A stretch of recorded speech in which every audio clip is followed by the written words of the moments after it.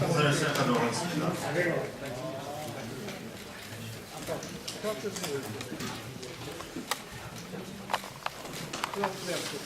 네, 여러분 안녕하십니까. 오늘 서울대 사회과학대학하고 이 사회과학대학의 아시아연구소가 공동 주최로 현재 주중대사를 역임하고 계신 유익 대사님을 모셔서 특별 강연과 공열 강연을 강연을 하도록 하겠습니다. 저는 간단하게 진행사를 맡은 지금 학생과학장을 맡고 있는 전재성이라고 합니다.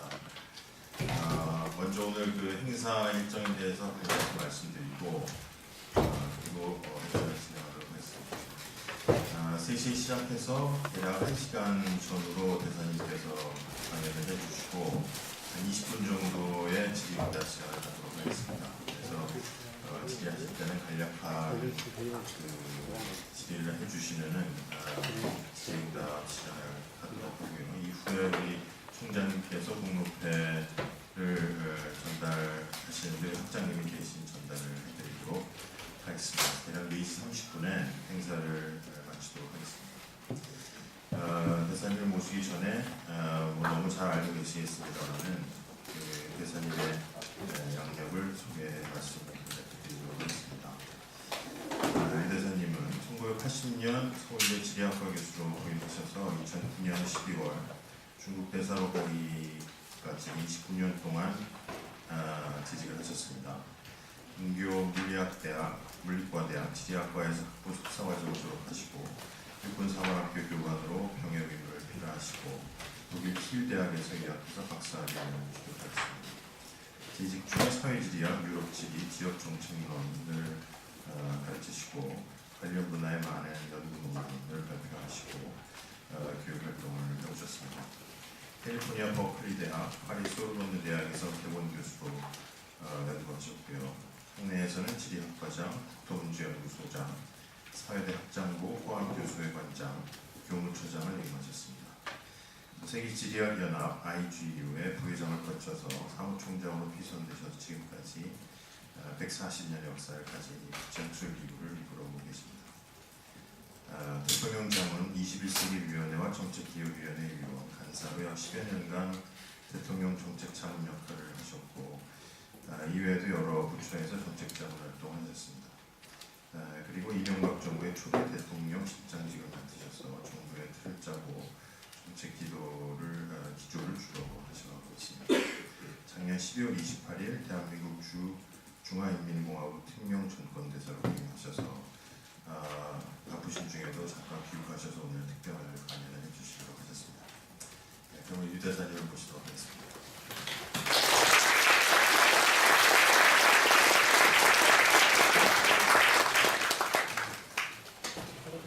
여러분 반갑습니다.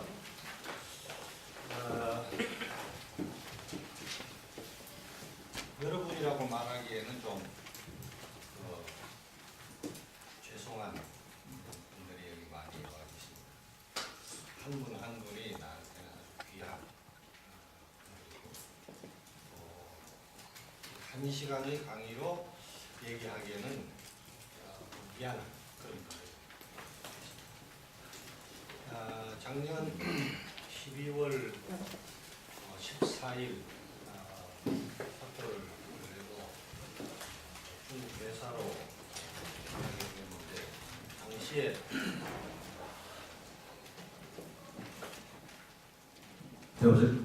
당시에 방학 중이고 그래서 학생들을 만날 기회가 없이 떠나게 됐습니다. 그래서 김현진 학장과 기자과 교수들이 이런 자리가 가지면 좋지 않겠느냐 해서 마련했습니다.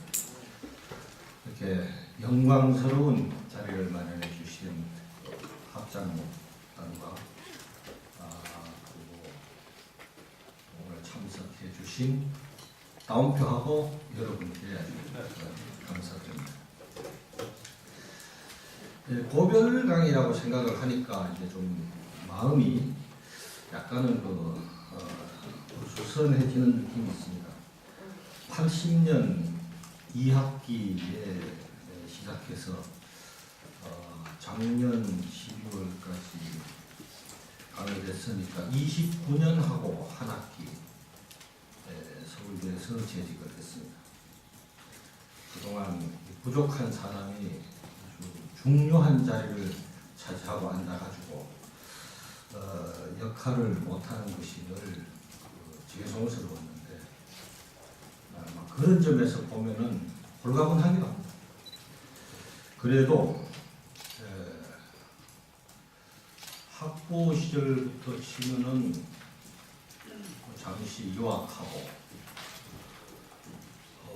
또 육사에 가 있었던 기간 그때도 뭐 사실 뭐 이렇게 와서 저렇게 학교하고 인연은 계속했습니다만 그런 시간을 빼고 나면은 뭐 사실 철들고부터는 서울대학하고 같이 했다 이렇게 말할 수 있습니다. 그래서 지인들 중에는 교무처장까지 한 사람이 그리고 국제학술기구의 수장 자리를 맡아가지고 뭐 사표를 내고 이러느냐 몇 년을 해서 명예롭게 정년퇴임하는 게 맞지 않느냐 이렇게 그 권고도 했고 또 지인들 중에는 뭐 30년 했으면 많이 했다 얘기하는 분이 있고 그래서 저도 오래 생각을 한 끝에 뭐 이러니 폐지하고 대학 또는 아카데미즘의 권위를 위해서 떠나는 게 맞다 이렇게 생각하고 떠났습니다. 말이 되는지는 모르지만 하여튼 그런 생각으로 떠났어요.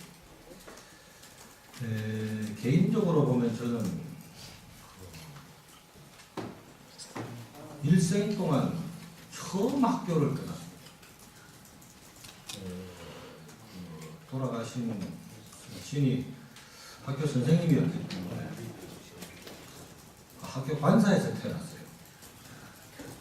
그래가지고 운동장이 마당인 줄 알고 돌아다니면서 이제 컸고 그래서 한 번도 운이 좋아서 재수도 안 하고 계속 학교를 다니고 석사 마치자마자 육사에 또 가서 교관으로 근무를 하다가 제대하자마자 또 유학을 갔고 유학 끝나고 잠시 그 대학에 또 연구원 생활하다가 돌아와서 들어왔습니다. 그러니까 작년에 떠나기 전에 실장을 잠시 한 것, 그것도 뭐 휴직하고 갔으니까 한 학기 휴직하고 갔으니까 학교를 떠났다고는 할 수 없고 그렇게 치면은 학교에서 태어나서 처음으로 학교 문을 나간 겁니다. 생각하면은 참 용기 있는 일이다 이렇게 생각이 돼요. 그걸 조금 더 심하게 말하면 참 무모한 사람이다. 시중에 우스개 자리에서 하는 소리로 정신 나간 사람 중에 한갑이 돼가지고 이민 가겠다고 왔다 갔다 하는 사람 이렇게 제일 정신 나간 사람이고 그 다음 정신 나간 사람이 직업을 바꾸겠다고 50대 직업을 바꾸겠다고 또 이력서 들고 돌아다니는 사람 이 정신 나간 사람인데 저는 그 두 가지를 한꺼번에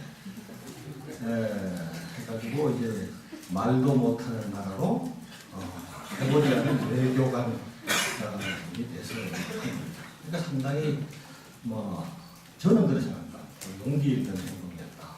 하지만 여러분이 보기에는 참 무모한 사람이다 이렇게 생각합니다. 여기에 제 가족도 있습니다만 무모한 사람이라는 데 대해서는 가족들도 동의를 아마 할 겁니다. 오늘 그 말씀을 드릴 강의의 내용은 제가 그 일생을 대학 교수로 지내면서 생각했던 바 또는 그렇게 무모한 대사로 나가서 짧은 기간이지만 경험했던 바 그런 것을 평소에 하기보복한다 하는 그런 평소의 소신에 입각해서 그냥 생각을 한번 여러분들께 펼쳐 보여드리겠다 그런 겁니다. 그래서 오늘 강의를 엄정한 학문적, 윤리적 관점에서 보다는 정책적 또는 애국적 관점에서 들어주시면 고맙겠습니다. 먼저 그 지정학이라고 하는 학문의 분야부터 말씀을 드릴 필요가 있겠습니다.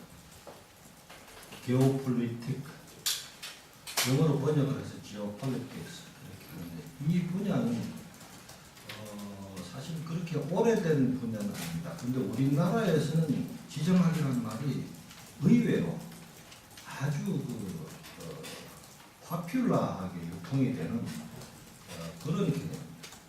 근데 그 내용을 들여다보면은 매우 통속적인 개념으로 유통이 되는데 사실은 학문적으로 상당히 명확하게 개념이 규정된 그런 연구의 분야다 이렇게 말씀을 드리겠고, 요체는 국가의 발전 전략, 국가의 기본 정책의 지리적 특성이 중요하게 고려된다 하는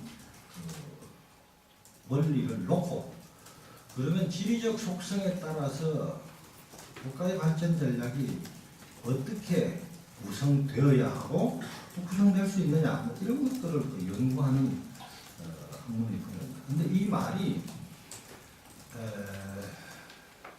2차 대전 후에 낙인이 찍혔습니다.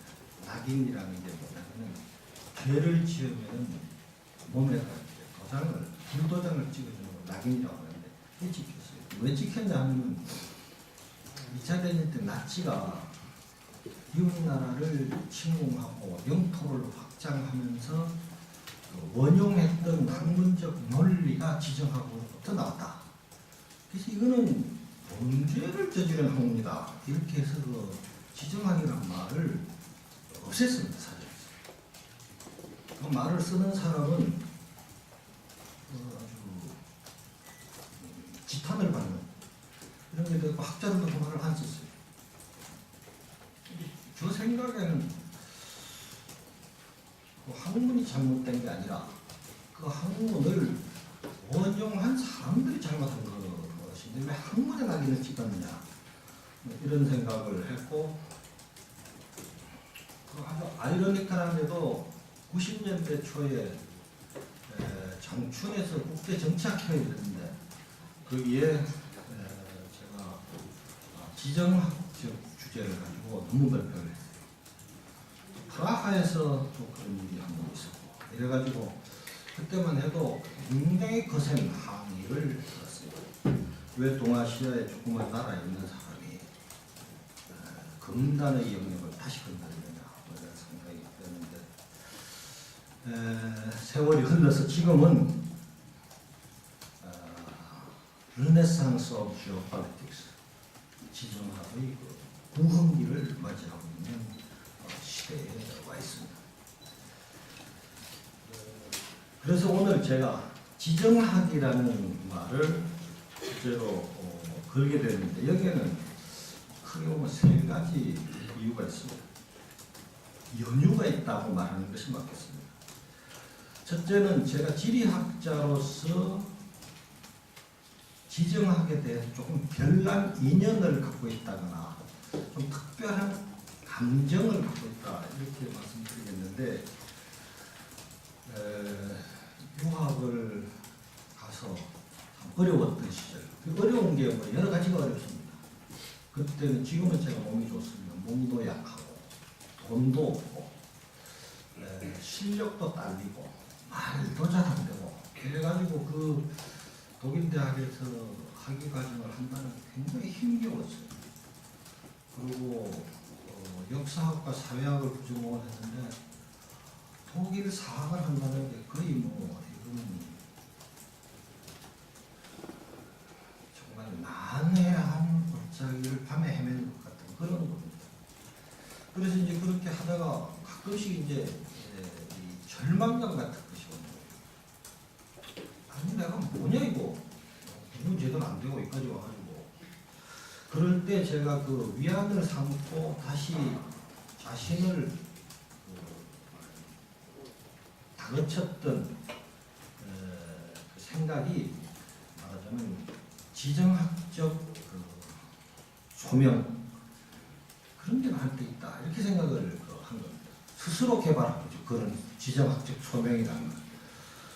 이게 뭐였냐면은 분단 국가의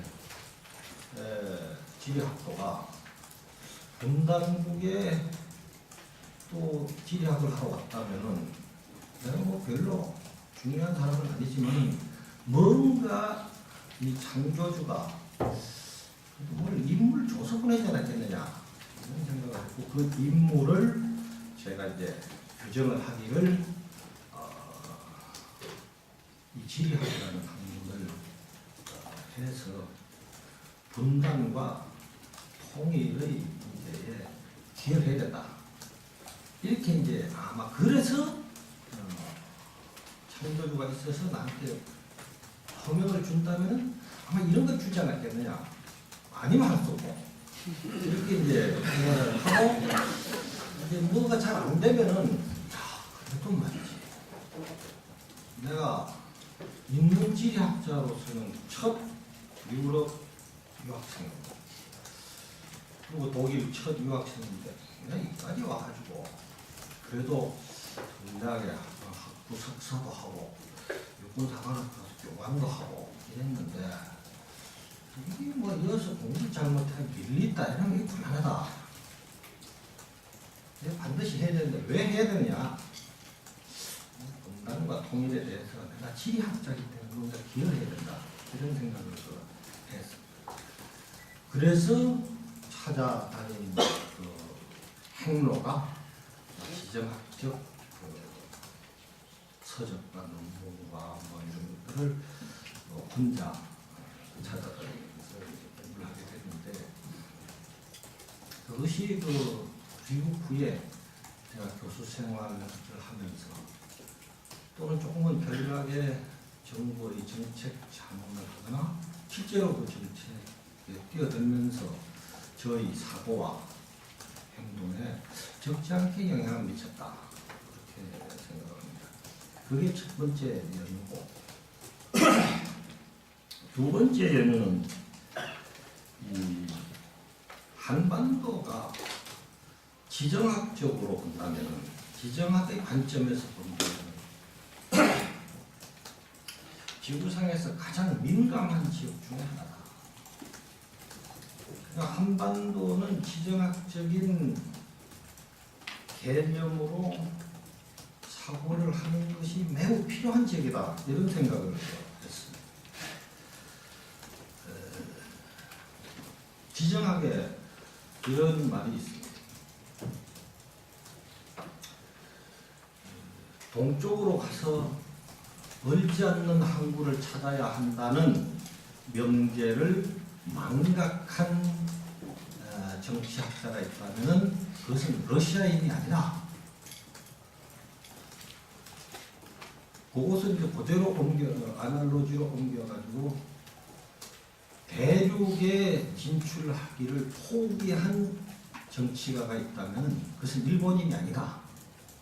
이런 말이 있습니다. 저는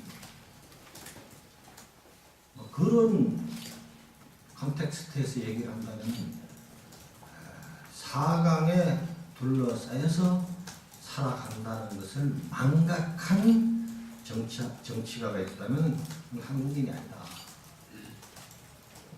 다시 말씀드리면 우리가 지정학적으로 매우 민감한 지역에 살아간다는 생각을 잠시라도 놓으면은 정치가로서 인물을 다 하는 거다. 이런 생각을 했고 학생들에게 그런 얘기를 해왔습니다. 그게 두 번째이고, 셋째는 제가 중국 대사로 가서 보니까 중국이라는 큰 땅의 한복판에 대사관이 있습니다. 대사관 건물도 좋고 관저도 상당히 널찍하고 건물도 좋은데 밤늦게 관저 서재에 앉아서 이제 있다 생각을 하면 이 큰 땅에 대사라고 여기 달랑 가운데서 앉았는데 이거 만만치 않다. 내가 하는 진짜 무모한 데를 내가 왔구나 이런 생각을 합니다. 하면서 그럼 이제 레닌이 했는 말이 나옵니다. What is to be done? 뭐 해야 되냐? 뭘 해야 되냐? 그리고 그 뭘 하기 위해서 어떤 생각을 내가 할 것이냐? 그래서 이제 늘 생각하는 것이 역시 동아시아의 지정학적 구도 또 거기에 대한 해석과 생각이 매우 중요하다. 대사로서 제가 이제 현재 구성되고 또 움직이는 동아시아의 세력 판도나 또는 그런 세력 판도가 한 부분을 담당하는 세계 질서를 봤을 때 지정학적 사고가 매우 중요하다. 정치라는 것이 당을 떠나서 이루어질 수가 없다. 왜냐하면 그것이 생존의 기반이기 때문에 그렇다. 이런 생각들을 하고 특히 한 걸음 벗어나서 한반도를 바라보면 지정학적 사고가 중요하다.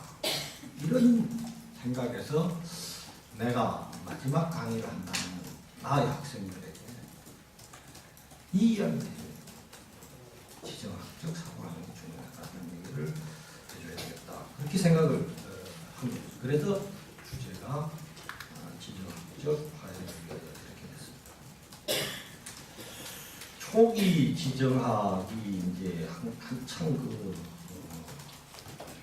연구와 논의가 활발하던 1940년대를 전후해서 보면은 지정학적 사고의 원리에 크게 대비되는 두 가지의 소위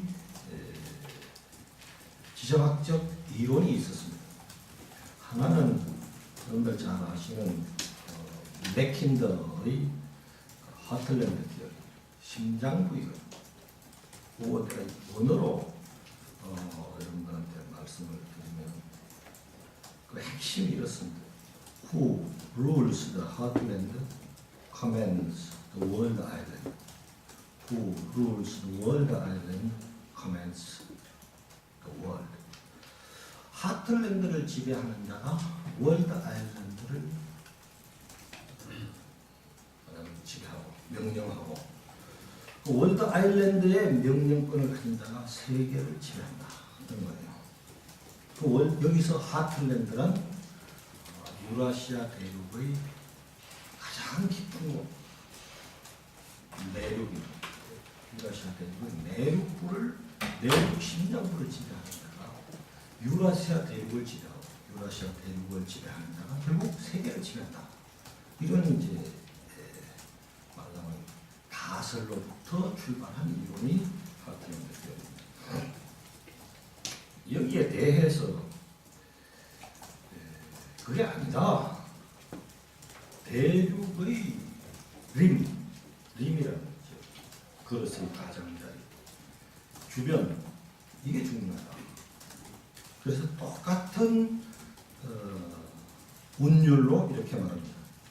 Who controls the rimland rules Eurasia. Who rules Eurasia controls the destinies of the world. 유라시아를 컨트롤하는 자가 결국 세계 운명을 지배한다는 아날로지입니다. 이 두 개의 그 대비되는 진술이 이후에 지정학적 논의의 전개를 크게 두 가지로 갈라놨습니다. 그런데 재미있는 것은 이 두 개의 이론이 상치되는 만큼 현실에서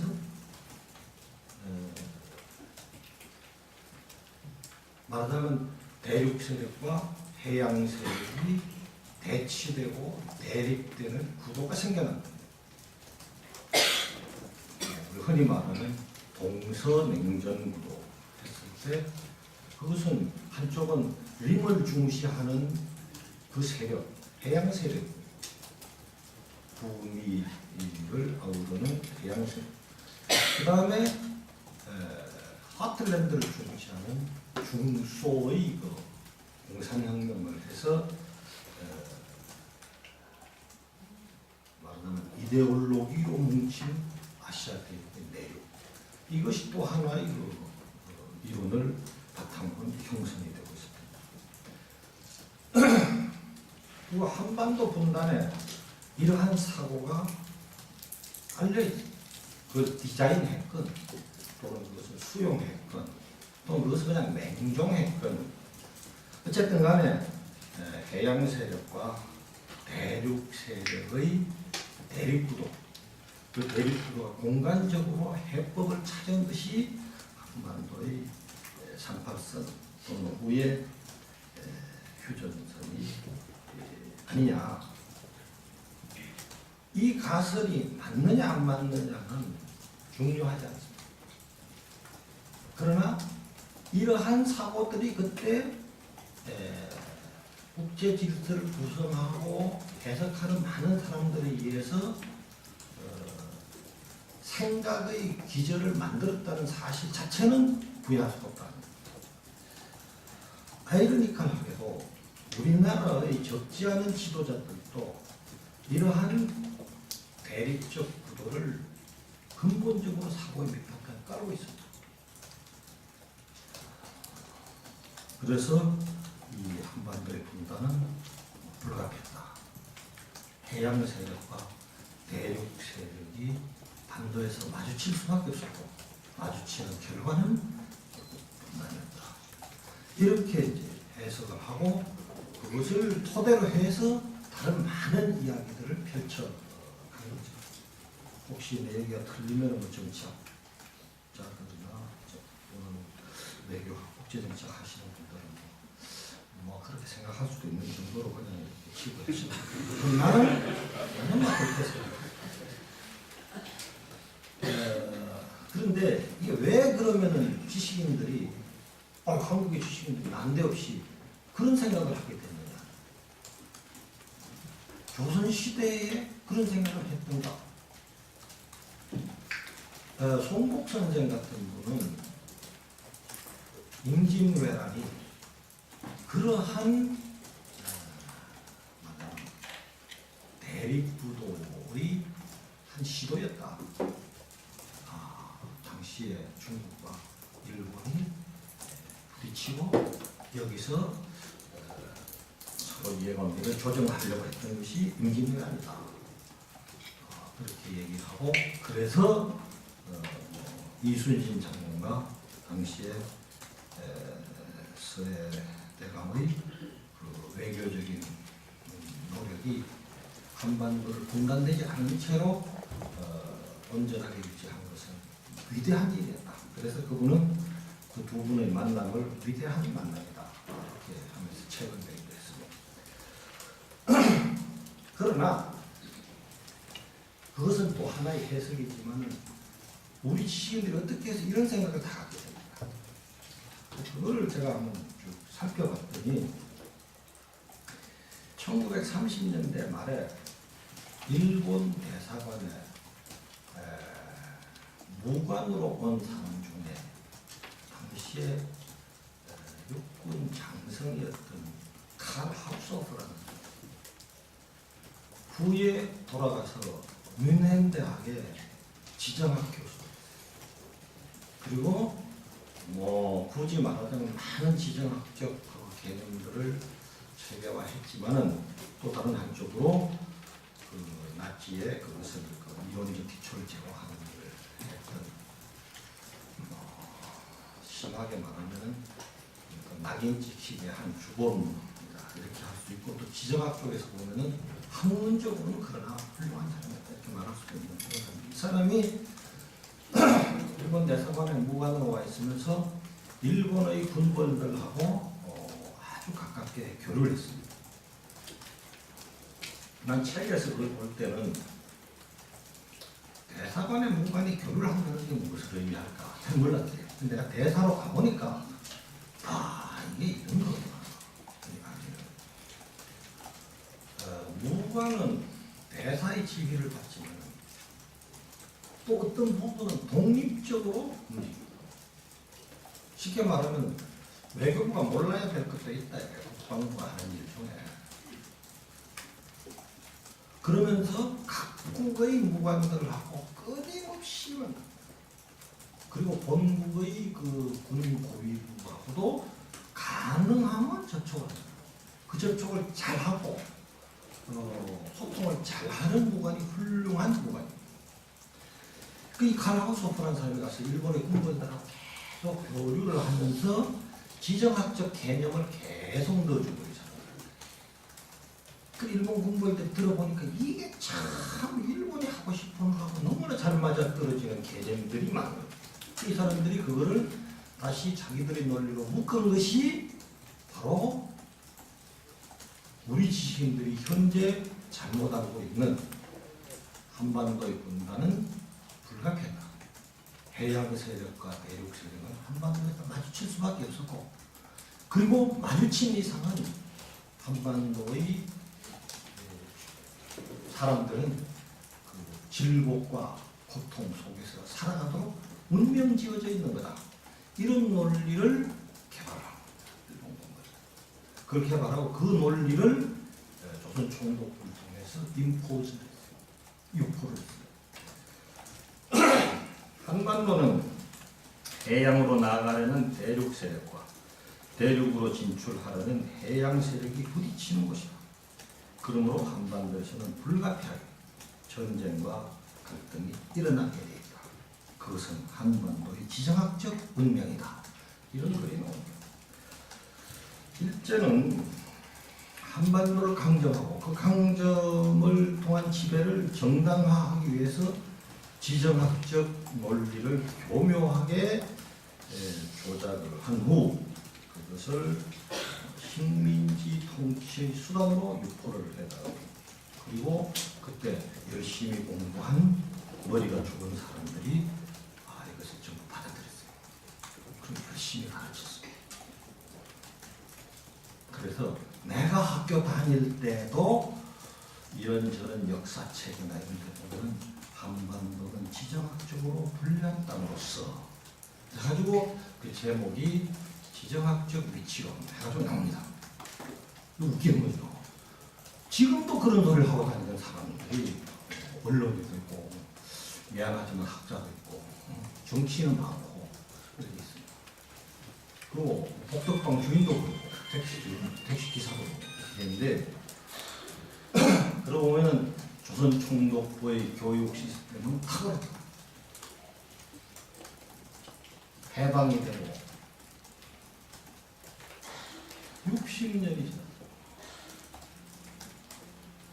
그 이후에 태어난 사람까지 자기가 지금 무슨 소리를 하고 있는지를 모르면서 계속 한국 시민으로서 조선 총독부의 나팔을 쏘면서 하고 있다. 모르는 거죠. 지금 자기가 누구 나팔수인지를 모르고 뜯어보다 그런 사람들이 많다. 뒤에 다시 말하겠지만은 한반도는 지정학적으로 분리한 땅이 아닙니다. 틀립니다. 땅은 불리한 땅, 유리한 땅이 없습니다. 땅을 그 땅이 가진 속성을 그리고 그 땅과 외부의 땅이 갖춘 구도를 땅의 주인이 또는 사용자가 제대로 쓰면 좋은 땅이고 잘못 쓰면 나쁜 땅이 되는 거예요. 그 좋은 땅, 나쁜 땅이 없는 거예요. 굳이 말하자면 만약에 한반도의 사람들이 한반도의 속성과 한반도와 외부와의 관계를 제대로 인식하고 그 인식의 토대 위에서 전략적으로 생각하고 그것을 실천할 수 있다면 한반도는 무지 좋은 겁니다. 근데 그거를 그런 속성을 가지고 있는데도 그냥 모르고 의지가 없거나 인식을 못하고 내버려 두면 남이 그걸 쓰게 된다. 그럴 때는 그거는 불리한 땅이 됩니다. 이런 얘기입니다. 이제 그거까지. 그래서 그러면 한반도가 지정학적으로 민감하거나 지정학적 개념이 유효한 땅이라고 하는 것을 다시 한번 기억해 두고 요즘 이제 우리 한국에 대해서 듣는 말을 좀 몇 가지 말씀드리면 국내외에서 한국을 놓고 원조를 받던 최빈국이 원조를 주는 부자나라가 되었다. 이렇게 칭찬을 많이 해요. 우리도 그걸 많이 쓴다는 해방 후 불과 반세기 만에 산업화와 민주화를 이루고 선진화의 문턱에 들어섰다. 이렇게 얘기합니다. 그리고 대개는 그런 것을 뭉뚱그려서 기적이라고 부릅니다. 기적이다. 들으면 기적을 만든 사람들 기분은 썩 좋은데 왜 그걸 논리적으로 설명하지 않고 기적이라고 덮어 씌워버리나요? 그건 아주 사실 생각하면 굉장히 불쾌한 겁니다. 뭔가 누가 업적을 이렇게 했는데 정말 기적이 됐네. 저 어쩌다 저래 됐지. 이러면 그 사람의 노력은 가고도 나가고는 중국도 요새 불가사의하다 이런 소리를 많이 듣습니다. 사회주의의 시장 경제를 받아들여서 13억 인구를 결속시킨 가운데 고도 성장을 이룩하고 있습니다. 한때 종이호랑이라고 불렸지만은 세계의 공장, 이제 그것을 지나서 세계의 시장. 이제는 종이호랑이가 아니라 진짜 호랑이다 이렇게 생각을 하고 어떤 사람들은 겁을 먹고 어떤 사람들은 뒤에 따라다니고 이렇게 돼가고 있습니다. 이것도 사람들이 뭐냐면 기적이 일어난다 이렇게 얘기하는 거예요. 중국 어쩌다 저래 됐지 이래. 더 재미있는 거는 그 기적을 이룬 두 나라가 관계를 진전시킨 것도 기적 같은 일이 일어났습니다. 지금 수교 18년입니다. 18년인데 제가 숫자를 몇 개 말씀드릴게요. 수교 18년 만에 우리나라 한국인이 중국으로 1년에 가는 경우가 한 400만이 정도 넘습니다. 연인은 중국인이 한국으로 오는 한 100만 안팎으로 500만 이상이 지금 오가고 있어요. 한국 학생이 중국 유학 가 있는 수가 6만 7천입니다. 중국에 유학 와 있는 많은 나라 중에 2등입니다. 한국 학생이 제일 많습니다. 중국에 있는 외국 유학생 중에 한국 학생이 제일 많습니다. 한국에 와 있는 중국 유학생이 6만 3천 명입니다. 한국에 유학 와 있는 외국인 학생 중에 중국 유학생이 제일 많습니다. 네? 서로가 미래를 탐구하고 있는데 네? 비행기가 하루에 한중간에 120대 뜹니다.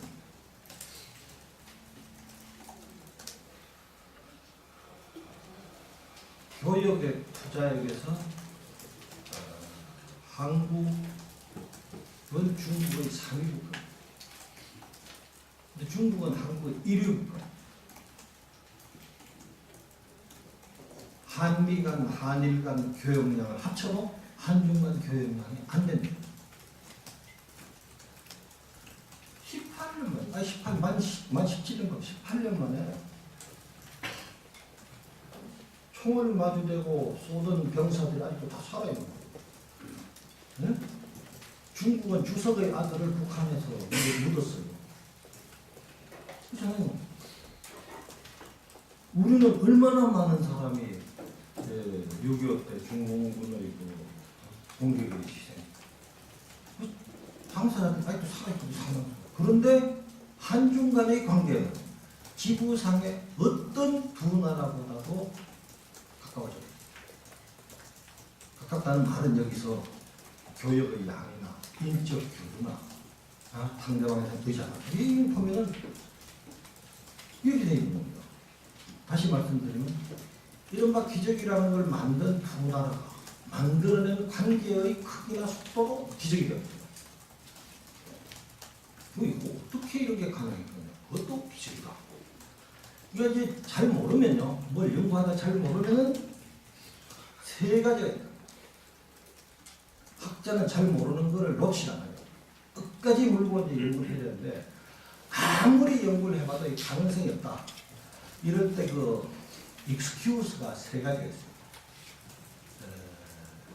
하나는 주로 의학 생물 이쪽에서인데 그거는 신경성이다. 그러면은 막 정도 없어도 넘어가는 거예요. 그 다음에 이제 우리 사회학자들 주로 하는 건데 그는 한참 하다가 안 되면 그건 문화적인 거다.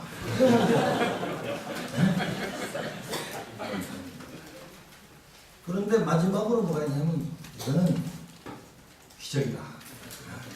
또는 우연이다. 이렇게 말하면은 막 그만 연구를 해도 그러나 저 옆에 잠을 잘 수가 없어요.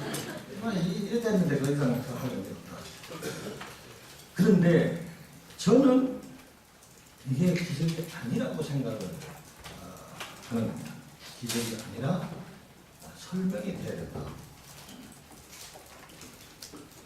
왜 이렇게 한국과 중국이 다른 해방 후에 2차 대전 후에 신흥국가로 일어선다. 다른 한국이 두 나라가 부득불 싱가포르 포함할 수 있고 홍콩 포함할 대만 포함할 하여튼 이 중국과 한국이거든요. 이게 왜 이래 됐냐? 저는 그것을 역사의 회복 과정이라고 이렇게 그 명명을 했어요. 외세에 의해서 또는 외적 요인에 의해서 역사 발전이 억압되었던 곳은 그 잠재력이 있는 한 어떤 시기에 그 억압이 풀리면은 회복한다. 그 회복이 반드시 그들이 그 억압이 없었을 때 간 그 길을 가진 않겠지만은 그 포텐셜이 발현되는 과정이 역사적 회복 과정과 비슷하다. 그래서 한국은 이 급속한 발전 과정을 겪은 이유가 그동안 발전 못한 포텐셜을 발현시킬 수 있는 어떤 체제든 뭐 혁명이든 무언가가 있었기 때문에 그렇다. 중국도 마찬가지예요. 그럼 다른 나라는 왜 회복을 못하냐? 다른 나라들 중에는 그런 체제와 그런 정신적인 혁명을 거치지 못했거나 아니면 처음부터 포텐셜이 없었다. 이 말을 여러분들이 좀 더 알아듣기 쉽게 말을 하자면 한국과 중국은 이른바 영어로 말하는 underdeveloped country였던 적이 없다. 그 말이 underdeveloped, development라는 말이 나오기 전에 이미 developed 되어 있던 나라였다. 난 그렇게 생각합니다. 그 과정을 회복해낸 거다. 그걸 회복해낸 두 나라가 다시 붙었으니까 그것도 회복한 거다. 가만뒀으면 한중 관계는 지금의 관계 그 이상까지 갔을 수가 있다. 만약에 일제가 개입하죠. 또 무슨 냉전적 이런 게 없었더라면 외세에 의한 간섭이 없었더라면 지금의 관계가 더 멀리 갔을 수도 있다. 그런데 그 모양이 똑같겠냐? 그거는 다르다. 그거는 이미 선발 한게 있고 주변 환경이 달라졌고 하기 때문에 그거는 타임렉을 있을 수 있고 여러 가지 변형도 있을 수 있지만 하여튼 회복 과정. 만약에 이것을 우리가 받아들인다면 시간과 공간이 맞물려 있다고 하는 전제를 또한 받아들인다. 존재라는 게요. 시간적 차원과 공간적 차원을 함께 갖지 못하면 존재가 아니에요. 존재는 그 두 가지 반드시 붙어 설명해요. 그러니까 모든 현상은 그 두 가지 측면을 동시에 갖는 겁니다. 섞여서 맞물려 있다. 그런 것을 인정을 한다면은 역사의 회복 과정이란 공간상에서도 지리적 회복 과정도 동시에 같이 간다. 약간의 시차나 약간의 왜곡이 있을 수 있지만 같이 가는 거다. 그러면은 만약에 동아시아의 주요 국가에서 역사의 회복 과정이 일어나고 있다면 지리적인 회복 과정도 일어나고 있거나 아니면은 일어나야 한다. 이렇게 저는 그것을 주로 지정학의 관점에서 본다면 지정학적 회복 과정이라고 할 수 있고, 아까 말씀드린 대립의 관계에 있었다고 했기 때문에 대립을 푸는 과정이라면은 지정학적 화해라고 할 수 있다. 그래서 제가 지정학적 화해를 이렇게 얘기합니다.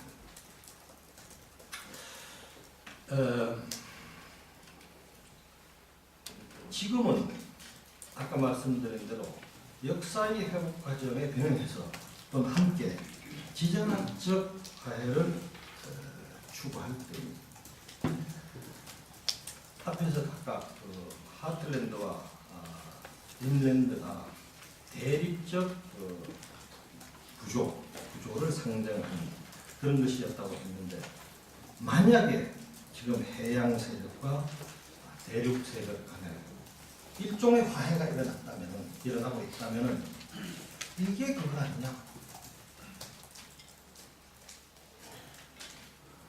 하틀랜드니 림랜드니 하는 개념은 1940년대를 전후해서 내가 형성됐다고 말씀드렸어요. 당시의 무기체계, 전쟁의 그 형태는 재래식 무기를 가진 전통적 전쟁의 형태였어요. 그러므로 그 전쟁의 개념을 깔고 군사적인 전략, 국가의 군사 안보적인 전략을 설명하는 이론을 개발했다면 지금 대륙간 탄도미사일이나 인공위성이나 이런 것이 실용화되고 있는 현 시점에 와서는 그건 수정을 해야 된다. 이렇게 보고, 또 세계화가 가져온 개방 또는 정보화와 함께 만들어지고 있는 새로운 질서, 이런 것을 상상하면은 결국은 여기 소위 대지정학적 대립구도라는 것이 해양과 대륙 이 구도는 사실 별로 의미가 없어져 가고 있다. 특히 중국을 들여다보십시오. 중국 전에 우리 세계 구도를 보면은 그 허틀란드를 기점으로 해서 내륙 세력을 대표하던 구소련은 무너졌다. 동북 구소련은 무너졌다. 중국은 시장 경제를 도입해가지고 서구적인 발전 모델을 택하면서 서양하고 자본을 받아들여가지고 지금 성장을 하고 있다.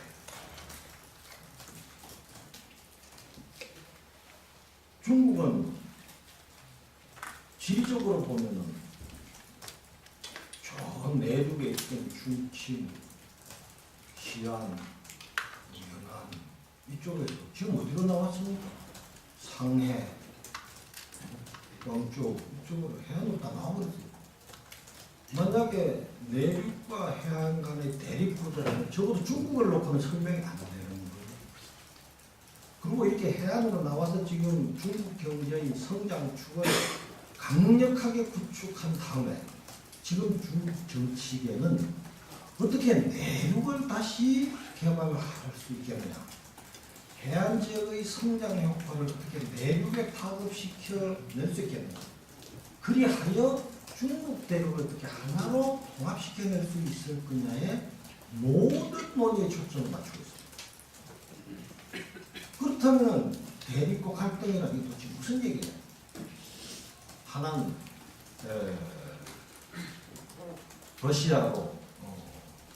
러시아로 된 허틀랜드 쪽은 서유럽하고 서유럽 체제가 가고 이쪽에 있는 친구들은 해양으로 다 나오니 그 해양에 있는 힘을 내고 다시 집어넣으려고 하는 거예요. 여기에는 이제는 더 이상 그 개념이 잘 안 맞다. 해안 세력과 내륙 세력은 타협을 하거나 화합을 시작하고 있다. 그러면은 국제 정치에 갈등은 있느냐? 왜 없겠습니까? 그러나 과거에 우리가 상정한 것과 같은 그런 지정학적 개념의 내륙과 같은 아니다. 이렇게 이런 관점에서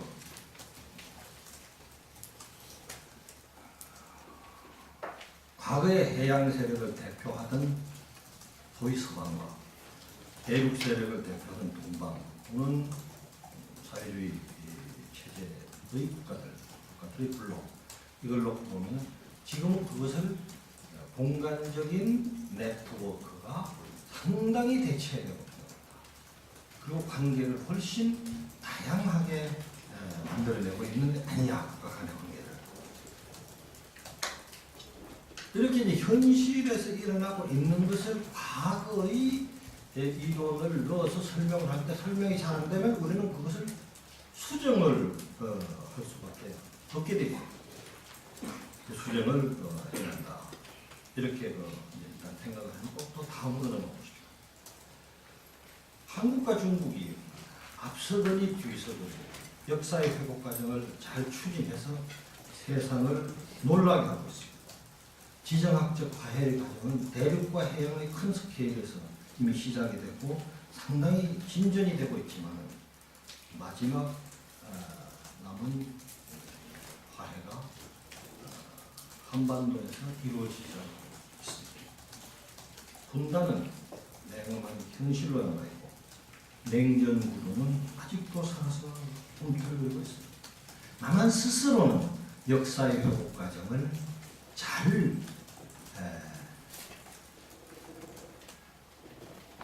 추진했고 그 결과 기적이라는 소리를 듣기까지 이르렀지만 그러나 남한의 지리적인 회복 또는 지정학적인 화해의 과정은 한반도에서 일어나지 않고 있다.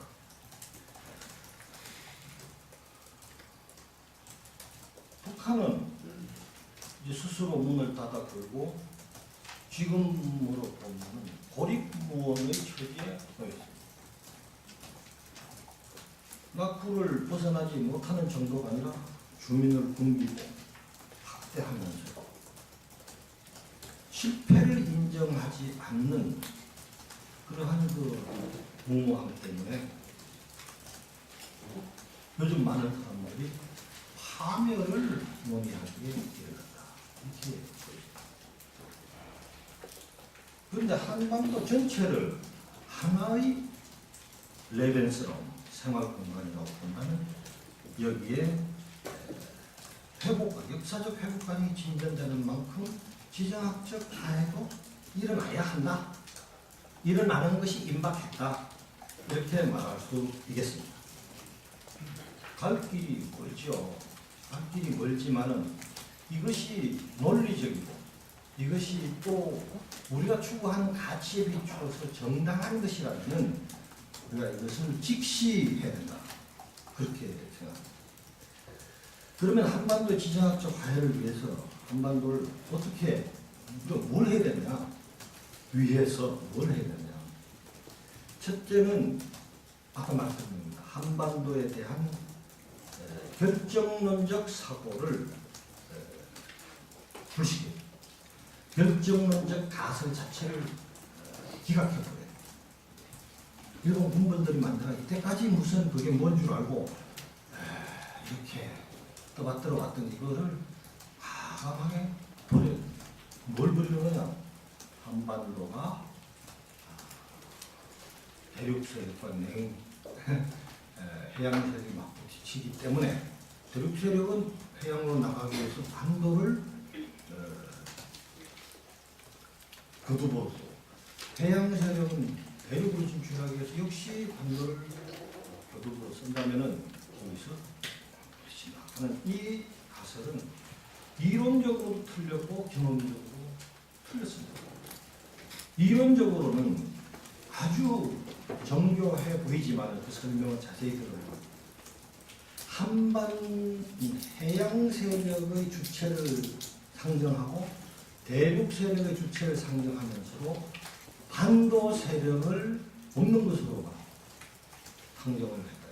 반도에 사람이 없는 것으로 뭘 할 수 없는 사람들을 이렇게 요게 식민사관의 아주 핵심이거든요.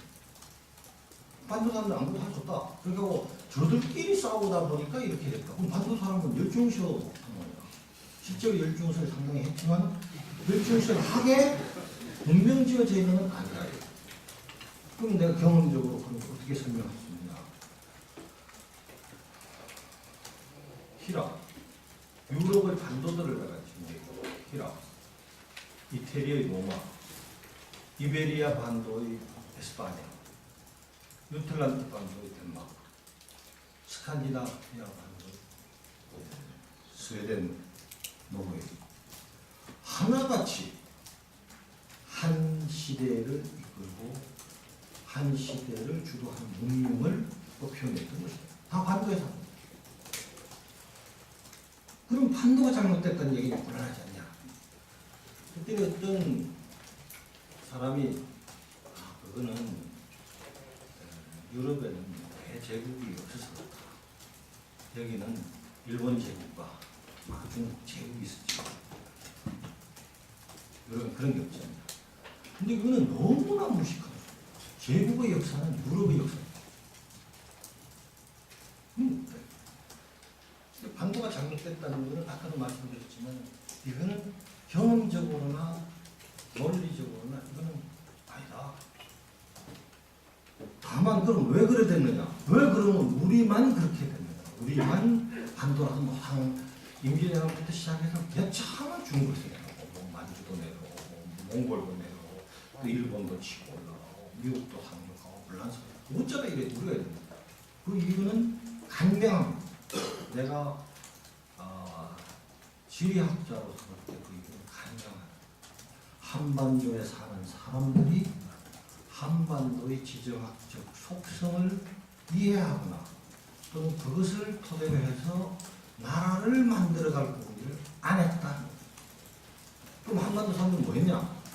중국에 가보니까 중국의 수도가 저 안에 장안에 있고 시안에 있고 성도에 있고 이러니까 또 그래야 되는 거다. 내륙으로만 내륙으로. 이게 반도를 내륙 국가로 경영할 때부터 우리는 우리 국토의 지리적 속성을 이해하고 그 위에서 발전 전략을 구축하려는 걸 전혀 안 했다. 여기에 문제가 있다. 그렇게 봅니다. 또 하나는 19세기 말에 조선 사람들이 우리 뭐 아버지 할아버지 그렇죠. 당시의 시대의 흐름을 또는 공간의 구도를 보지 못했다. 그리고 뭐 요새도 그 말이 적용될지 모르지만 쓸데없는 관념적 토론만 예중했다. 낡은 관념적 토론만 예중했다. 그게 이제 첫 번째 우리가 이 것을 기억해야 됩니다. 두 번째는 아까 말씀드린 대로 대륙 세력과 해양 세력은 더 이상 대립과 갈등을 기본 구도로 하지 않는다. 이제는 서로가 서로에게 문을 열고 매우 복합 중층적인 관계들을 설정하기 시작했다. 그렇게 단순하게 적이고 너는 적이고 너는 아군이고 우리는 뿔록이고 저놈들은 아니고 이런 식으로 하는 관계는 벌써 옛날에 2차 대전이니까 다 지나가버렸거든. 그리고 그게 완전히 종친 거는 동구 소련 블록이 무너지게 종착을 합니다. 그리고 가장 대표적인 것은 시장 경제를 중국이 도입해가지고 고도 성장을 이룩하고 있다. 물론 그 개념을 어떻게 규정하냐에 따른 논란의 여지가 있겠지만 어쨌든 그렇게 됐다.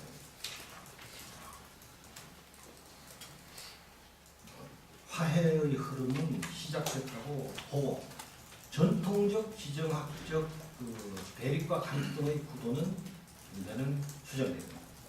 세 번째는 한반도에서 지정학적 화해가 일어나도록 하려면 사당을 설득해야 된다.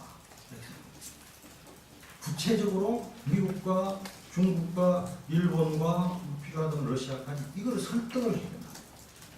어떻게 설득하냐? 제가 중국에서 하는 얘기를 소개하겠습니다. 국가 원수부터 지방 성시의 사람들까지 이렇게 저는 얘기합니다. 한국이 잘 되면 중국에 이롭다. 중국이 잘 되면 한국에 도움이 된다. 이거 인정하느냐? 어머머머해요. 한국이 먼저 발전을 해서 돈을 갖다 투자를 하고 기업이 여기 수만 개가 와서 산동만에서 수만 개가 와서 기업 활동을 활발히 해주니까 당신들 크레딧이 올라갑니다. 그리고 그 노하우를 받아서 중국이 지금 시장을 움직이기 시작하지 않느냐. 한국은 당신들한테 적어도 모델이 되었고 가장 먼저 달려와서 당신들의 시장에 대해서 신뢰를 리스크를 안고 신뢰를 준 나라다. 그걸 인정해야 된다. 그러니까 한국이 잘했으니까 그때 한국이 망했으면 그건 누가 해주겠냐. 또 한국이 지금 중국에 나와 있는 이 많은 기업과 교민들이 중국 경제와 중국 사회의 민주화에 어떻게 기여하고 있는지 잘 봐라. 한국이 잘 되면 중국한테 도움이 된다. 중국이 잘 되면 한국에 도움이 된다. 우리가 금융위기 맞았을 때 원인은 차치하고라도 중국이 건전하게 성장을 지속해 준 것이 한국이 경제위기를 극복하는 데 큰 도움이 됐다. 이건 난 부인하지 않고 우리 국민들이 모두 고맙게 생각하고 받아들이고 있다. 이보다 더 명확한 증거가 됩니다.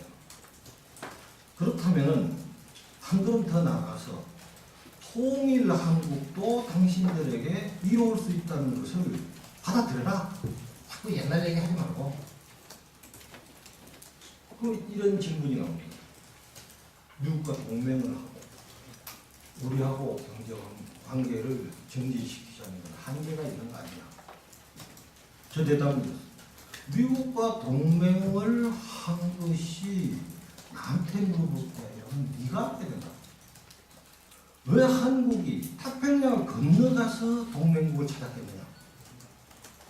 그 답은 당신들이 갖고 있다. 그리고 설령 한국이 미국과 동맹을 맺어서 그것을 우리 외교 안보 정책의 기조로 삼고 있다 하더라도 경제 관계를 더 발전시키지 못할 이유가 없지 않습니까? 지금 그 없이도 이미 여기까지 오잖아요. 이거를 받아들이도록 우리가 설득을 해나가야 된다. 그리고 그 분단과 그 분단이 가져오는 결과를 즐기는 자가 있다면 그것을 과감하게 지적을 해줘요. 이게 굉장히 중요한 관계다. 그건 우리가 의지가 있을 때 그렇게 하는 거예요.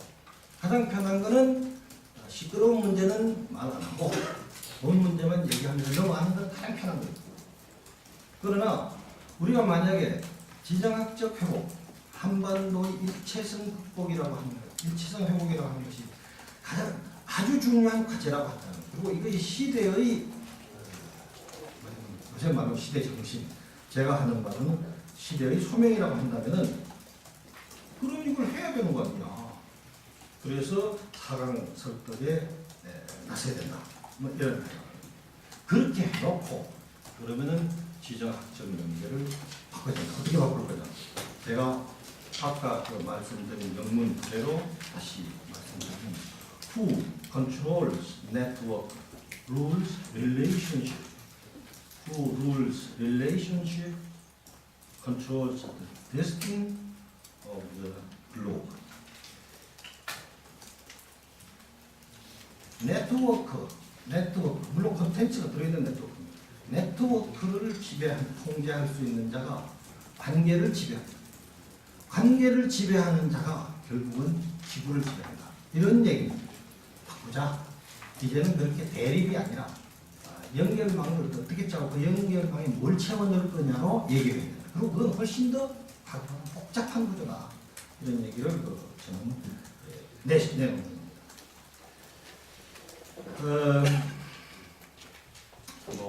시간이 거의 되어가기 때문에 제가 이제 끝으로 한 말씀 드리고 강의를 하겠습니다. 백령도 앞바다에서 천안함이 침몰했던 저는 베이징에서 이 강의 원고를 쓰고 있었습니다. 그 슬픔과 분노에 치를 끌 수밖에 없었습니다. 화해를 논하는 강의 원고를 쓰다가 뒤통수를 얻어맞았습니다. 우리 정부나 이웃 나라들도 사실은 마찬가지입니다. 남북관계 육자회담에 대해서 뭔가 긍정적 신호를 보려고 애를 쓰고 있었습니다. 그리고 그 신호를 이어가기 위해서 모두들 노력하고 있습니다. 그러다가 그 기습적인 공격을 당합니다.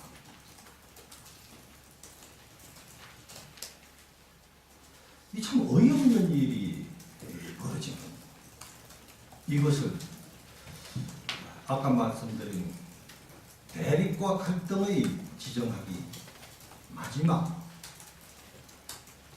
발악을 하는 것이라고 하더라도 또는 한반도와 그것을 둘러싼 여건이 아직 그러하다고 하더라도 이것은 엄연한 현실입니다. 교수를 지낸 학자는 화해를 말하고 있지만 지금도 우리의 가장 큰 현안은 천안함 그 이후 이런 겁니다. 화해를 말하더라도 한시도 잊지 말아야 할 그리고 바로 그 때문에 더욱더 화해의 길을 찾아가야 하는 그것이 현실이다.